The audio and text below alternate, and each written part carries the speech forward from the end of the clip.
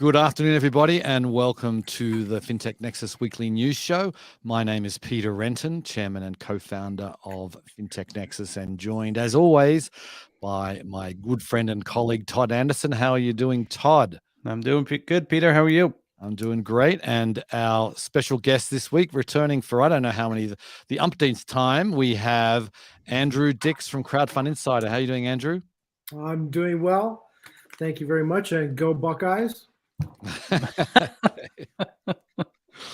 Okay, so well, we are. I must admit, I spent the week in London. We had our merge event earlier this week, and so I had to get caught up on news today. And there was quite a lot happening. And thank you, Todd, for putting this all together and holding the fort for us this week. But for the second week in a row, we have the lead story is about Goldman Sachs.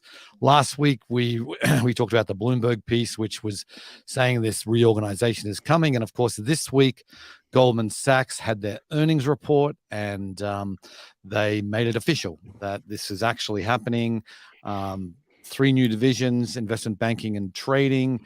Then there's asset and wealth management, and then transaction banking and platform solutions is the third division, and which is where most of the fintech stuff goes. Although, Marcus, going in asset and wealth management, they've, as we talked about last week, they've de-emphasized Marcus. It's not going to be what they originally said it was going to be. So anyway, what do you guys think of the Goldman news? It was nice to see some additional reporting on it, because we had that one Bloomberg story for like the first 5 days. We talked a little bit about it last week, which is they're going back to what they do well. Yep. Which is acquire deposits, manage wealth. They'll do some lending, I'm sure, as well with the the Marcus platform. I don't know how much they'll do, and they'll double down. Investment banking's been a huge part. And they'll double down on the partnerships they have with Apple and others, which is, turned out to be good moves by them.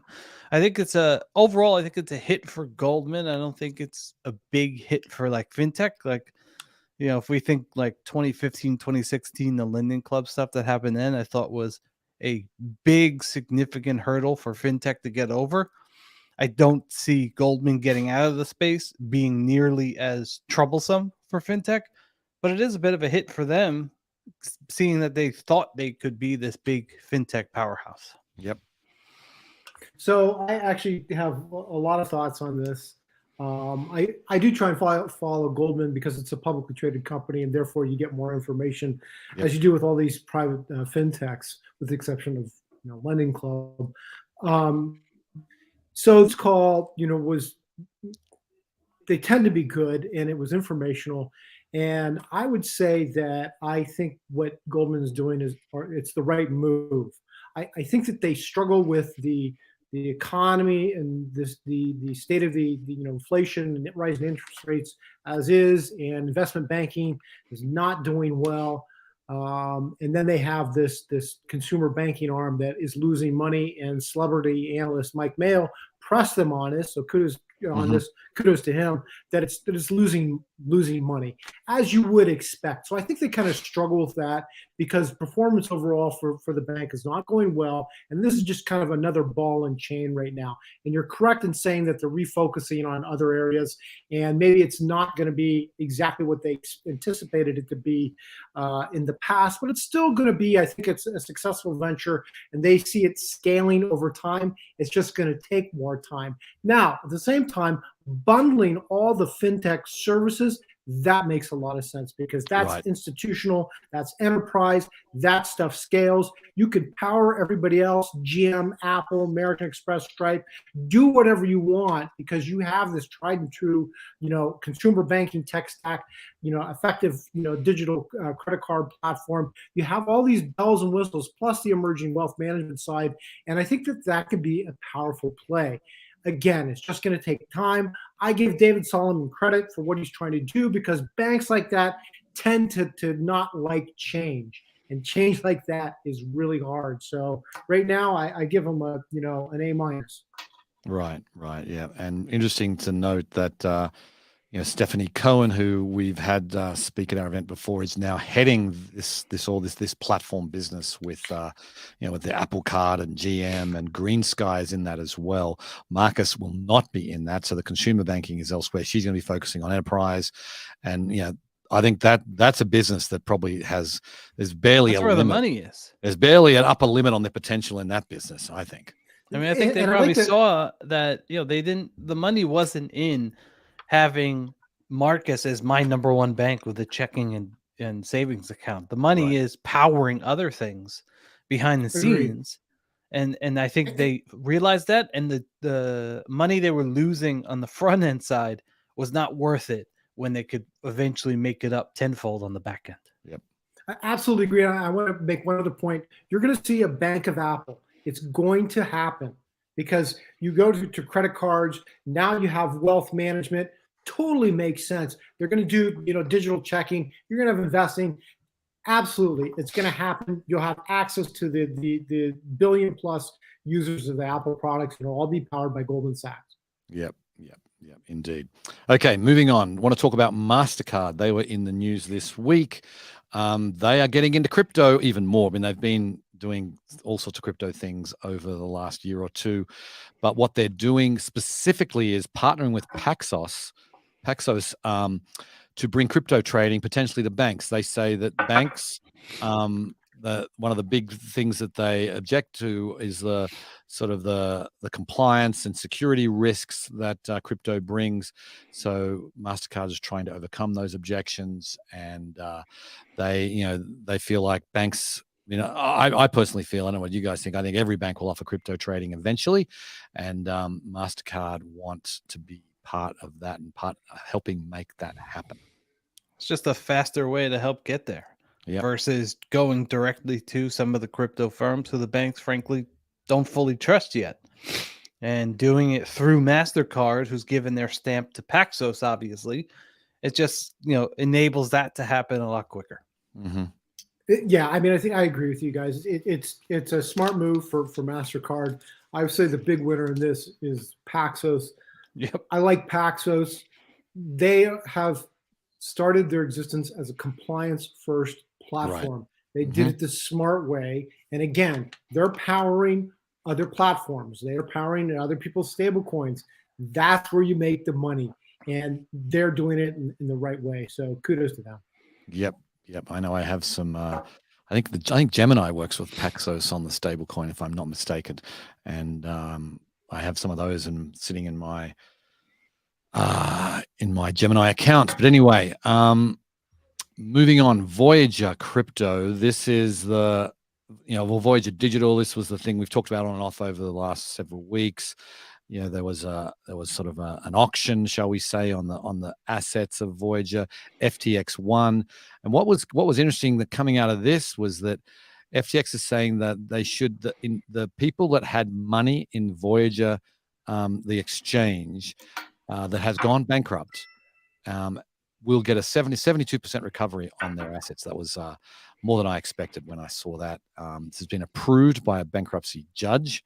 And they can still, a higher offer can come in apparently, still even at this moment. But FTX look like they are working hard to get people. I mean, 72% for a bankrupt company with basically just unsecured creditors of this exchange. I think that's not a bad effort.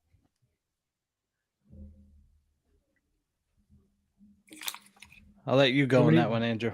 Hey, I'm all in. I just got when we started this, I had just received an email from one of the attorneys working on the deals, and so it looks like now that the judge has said they're going to allow other bidders, and so there's a couple other firms that are going to bid on this, and I don't know what that means, but I think it's interesting. Obviously, there's value there.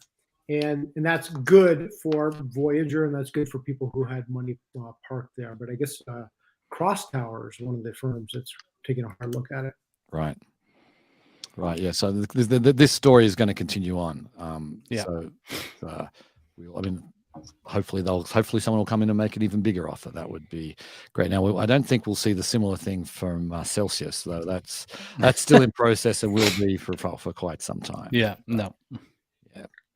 Don't hold out any hope there, and people get something, I'm sure, but not 72%.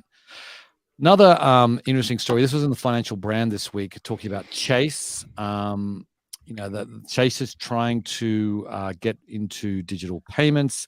They say, Stripe, Square, and PayPal dominate small business digital payments today, particularly Stripe and Square. And Chase has got new offerings in this space. They're trying to compete with the fintech giants. They're actually coming at it as somewhat of an underdog, if you can believe, because these three companies are so well entrenched.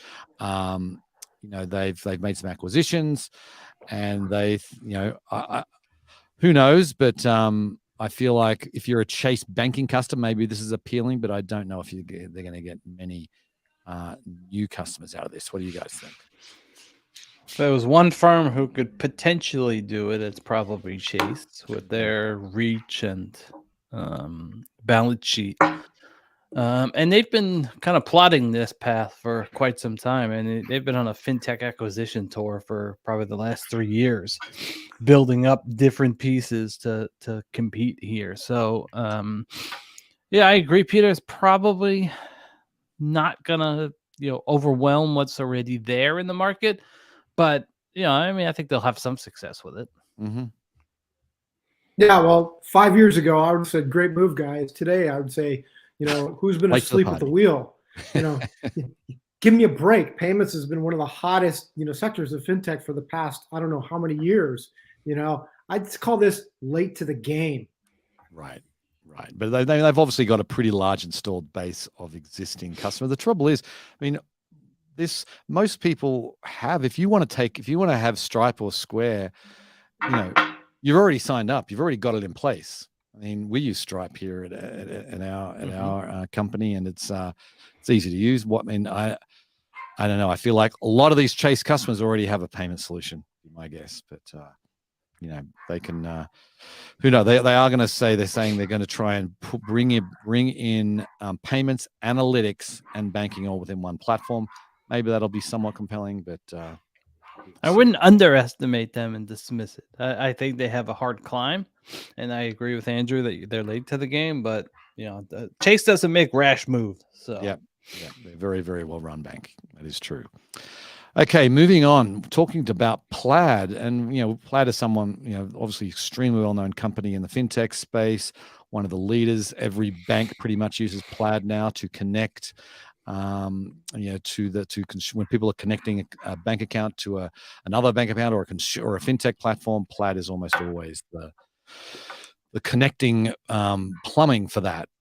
Now they're doing something completely different. They have this wallet onboarding tool that is going to plug into different Ethereum wallets.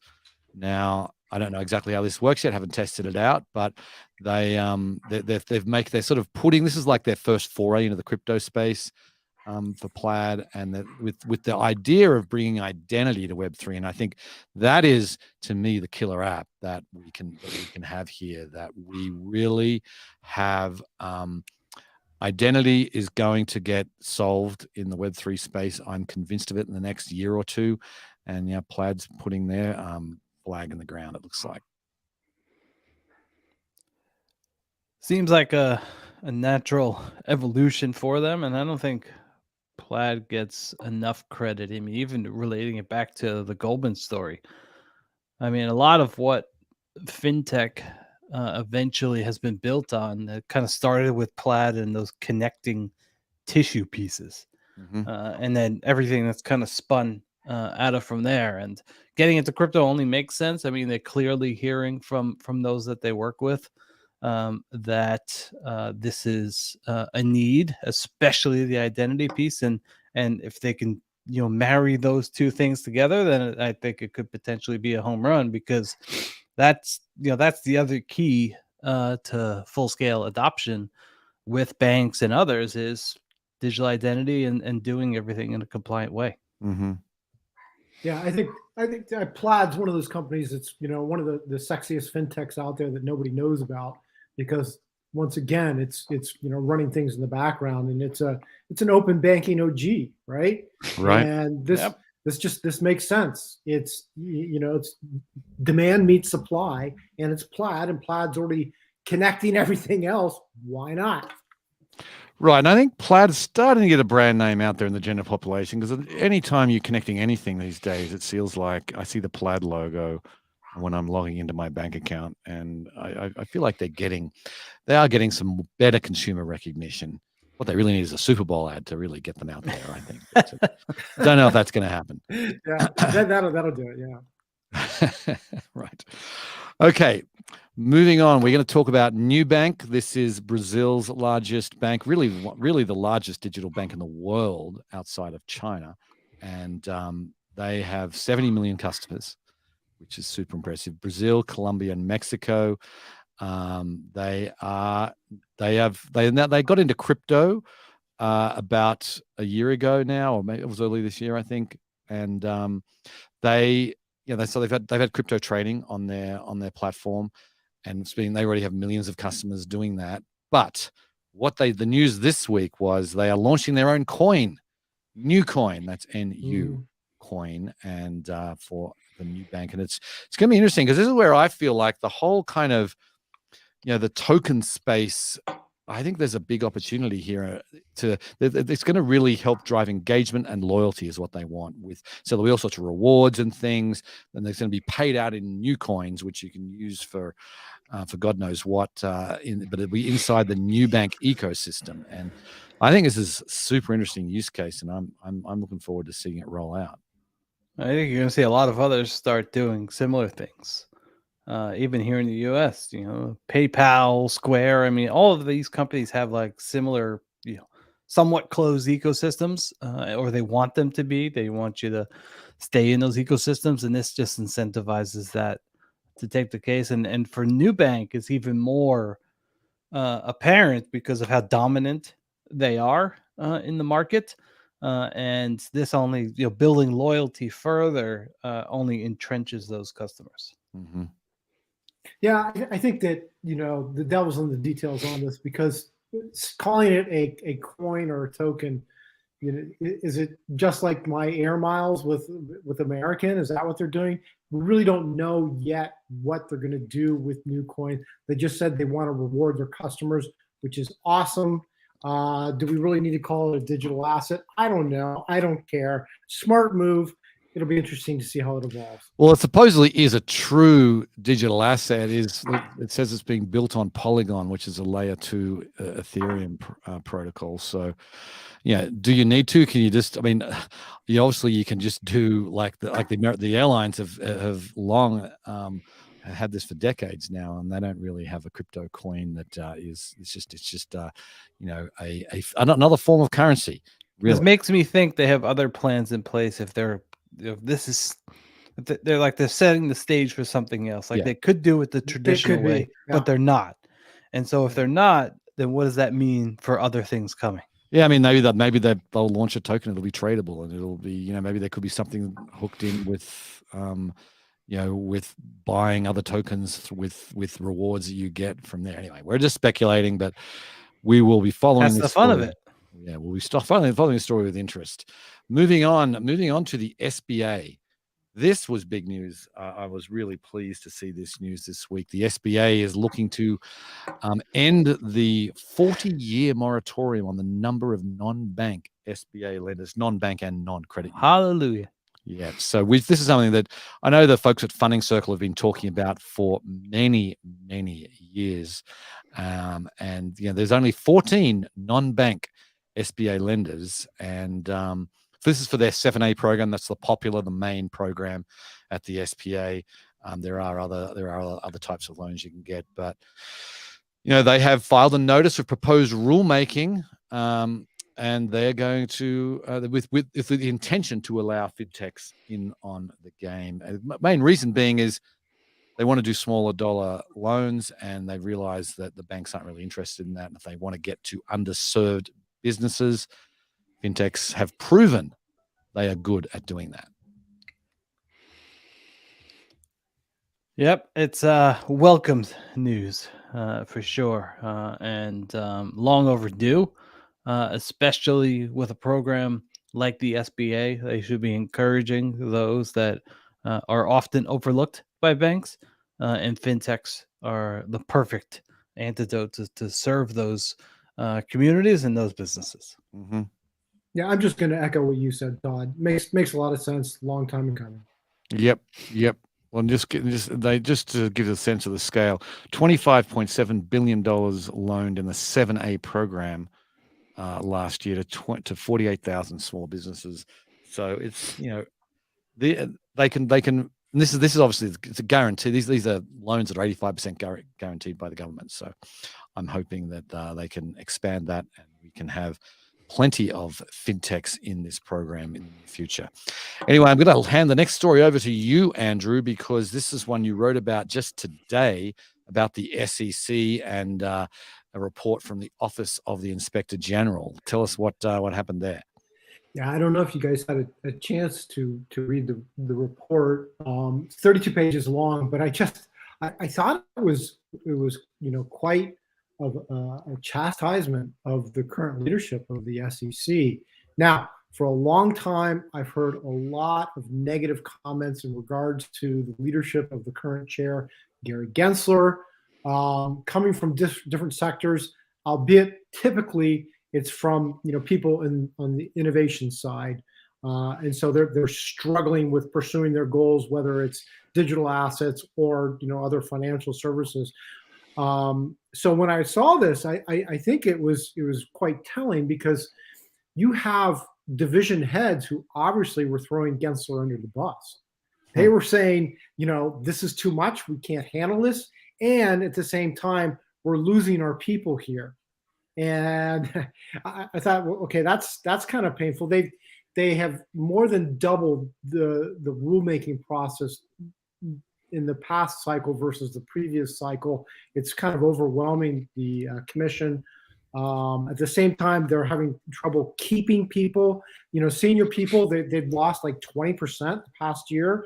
Attorneys, wow, over 8%. There's just a lot of attrition there, and you can just. I've heard a lot of people complain about the SEC and how it's operating right now, but then you have the OIG report kind of putting this on paper, and it just seems that the commission's a bit out of control right now. They're just not executing on their mission. And I was speaking to somebody today on background who is a more traditional financial services person, and they're like, yeah, it's a mess. Interesting. Well, there's certainly been a lot of criticism in the crypto space about them, and even in the fintech space, where there's sort of this sense that they're a bully, and they're not really listening. People like refusing to take meetings, and then coming out with a rulemaking or coming out with some sort of action that is against the fintech company or the crypto company without any kind of recourse and without any kind of meeting that they've taken that's happened. So clearly, there's something going on there. Yeah. Question is, do you actually think something will change, inside the SEC, or at least with leadership to then start the change inside the SEC? So about 2 weeks ago, I was in DC and I was talking to some Hill types, and I was asking about Democrat support for current leadership, because you don't see a lot of public criticism, and the kind of comment was yes, there's frustration there. And then not too many days ago, a Democrat senator came out with a letter that he sent to Gensler criticizing him for the slow pace on digital assets. So when you're starting to see your own party criticizing you, it typically doesn't bode so well for your future. Yeah. And he has higher aspirations, I have heard. Yeah. And it just goes to show you when I know that some of the crypto CEOs have gotten flack for saying stuff on Twitter or whatever about SEC. There's a lot of truth in what they're saying. Right. Okay, moving on. We're going to talk about Zelle. We've talked about them a couple of times recently. And speaking of Congress, yes, Senator Warren is not a fan of Wells Fargo. Breaking news that she has come out many times, really singling out Wells Fargo. She's done it again with Zelle. She's claimed that the fraud at Wells is 2.5 times that from other banks that participate. Wells Fargo fired back saying we don't know where you got that data because our fraud levels are on par. And what was staggering to me when I was reading this was how small the fraud is. You're talking about less than 0.1%, which I would expected it was going to be 10, 20 times, 100 times that. But it's really there's it is certainly something that Senator Warren wants to keep hammering at. But there was an interesting article of American Banker questioning how much fraud actually is there, and there's no agreement on that. So interesting times for Zelle. Andrew, I'll give you the floor first on this one too. Yeah, well, Senator Warren's, never one to let facts get in the way of her own personal beliefs. So, if you want to have a clear understanding of that, just watch a Senate banking hearing, and you'll get what I say. But she's never been a fan of Wells Fargo, and I pity every CEO that has to go and testify in front of that committee. Mm-hmm.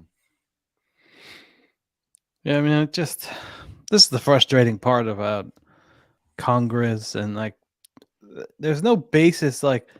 Come up with real numbers and real facts and say, why is this or that? And then immediately Wells is like, none of this is true. Where is she getting these numbers? And it clouds the actual argument, and nothing gets done, which is part of the sensationalism and the fanfare. But this is where a lot of frustration comes in from those watching Congress, and it's just another example of that.